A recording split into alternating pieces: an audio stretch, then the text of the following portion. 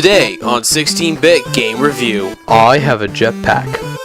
Obi-Wan's in a turret. And finally, I try to shoot down an AT-AT.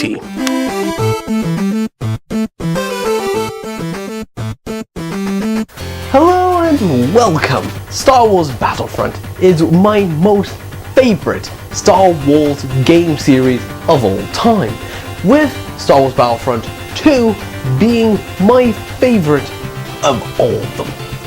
And would you know my amazement when I found that Star Wars Battlefront 2 was also available on my second favorite Sony portable of all time, the PSP.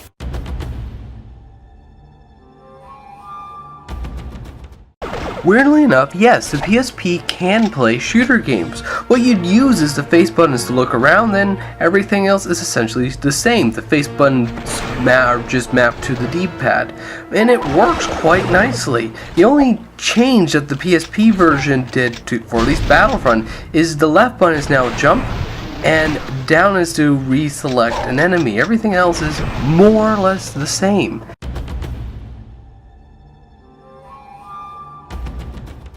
Despite the controls not feeling exactly the same as its counterparts, and the graphics looking very much pixelated, it's honestly the best version of Star Wars Battlefront for the PSP. Everything from the original game is in here content-wise, so you have multiple classes with varying weapons which all feel exactly the same and has the same style of play.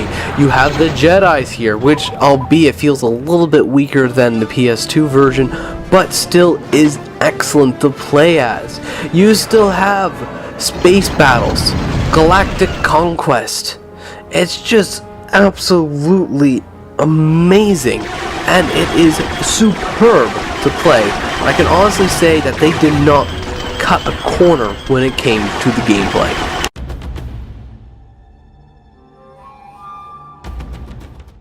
On the original Battlefront 2, space battles were amazing.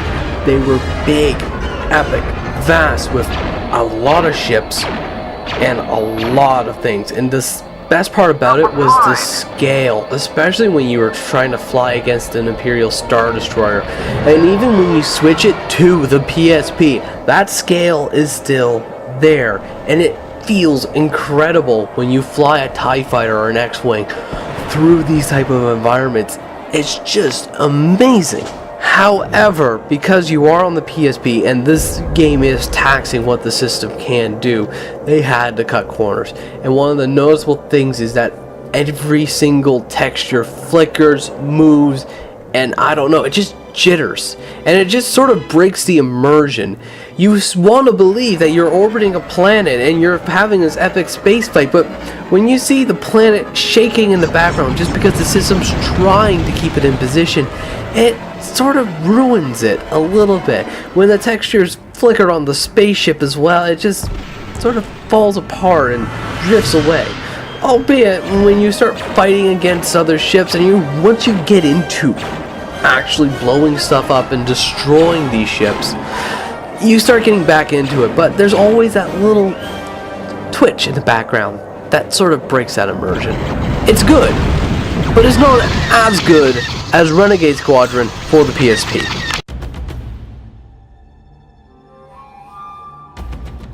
Other than the obvious graphical cuts to get the game to even work on the PSP, Star Wars Battlefront is missing a lot of maps and its campaign mode. Now, the campaign mode in the original Battlefront 2 was very simple.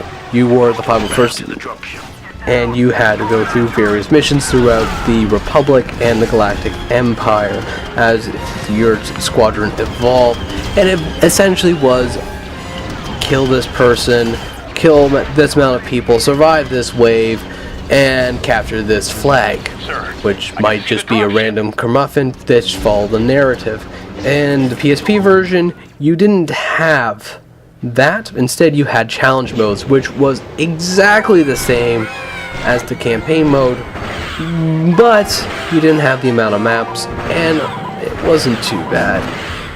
With Battlefront 2, you're also missing a lot of maps, but you have all the important ones like Hoth and Endor. You're just missing something like the Death Star, which might seem important, but the map itself wasn't that good. You still have all the enemies though, all the Jedi though, so if you want to play as Emperor Palpatine, you still can.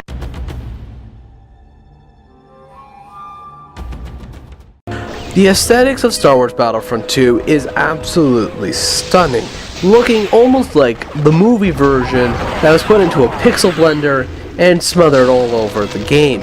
It looks nice, but not as good as the PS2 version, and a whole lot better than the other PSP Battlefront games. The only real difference when it comes to the PSP version of the game is really what device you actually play it on. If you play it on the PSP, you're going to get low frame rates and honestly a worse experience compared to if you played it on a Vita. I record my PSP games on a Vita TV, and other than the fact that you can map the face button to the second analog stick, it actually runs smoother, runs faster. All this footage you've seen, it was the Vita version, or at least it being played on the Vita, and it absolutely runs spectacularly. So if you have a Vita, this is an amazing game to play it on. If you have a PSP, it's a spectacle to see this game run on the PSP, but it is honestly that much better on the Vita.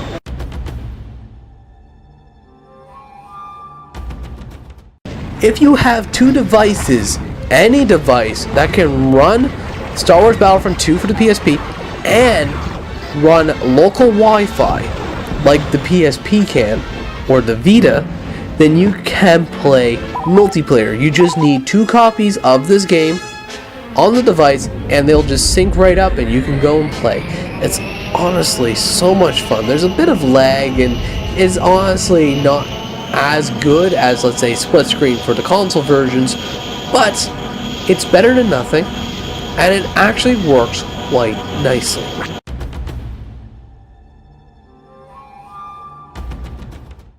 It's Star Wars Battlefront 2 on a PSP. Do you really think that they were going to redo the music? No. It's going to sound exactly the same as it does on a PS2 as it does on the PSP. So don't worry, it sounds good.